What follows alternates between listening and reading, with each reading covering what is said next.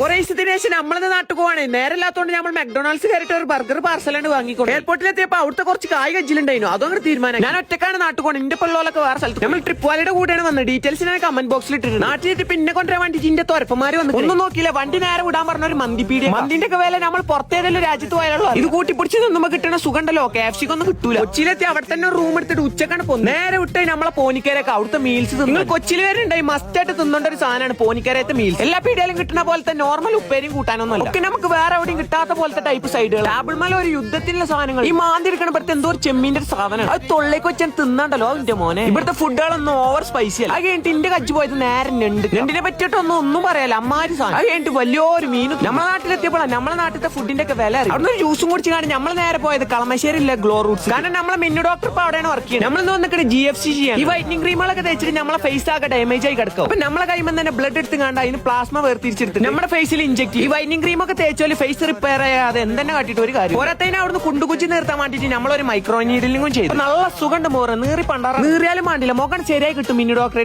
കളമശ്ശേരിയിലെ Glow Roots. Metro pillar number 286. ഓനോയ്ക്കൊരു ചായ കുടിച്ചാണ് നമ്മൾ നേരെ പോയത് ചാവക്കാടിലെ ലൂട്ടിക്ക്. എന്റെ ചങ്ങായിന്റെ പീടിയായിട്ട് പറയല്ലോ. നല്ല കളക്ഷൻസ്. അവിടുന്ന് ഫ്രീ ആയിട്ട് കുറച്ച് തുണി കുപ്പായം വാങ്ങിയിട്ട് നമ്മൾ പേര് പോയി. ബാക്കി നാളെ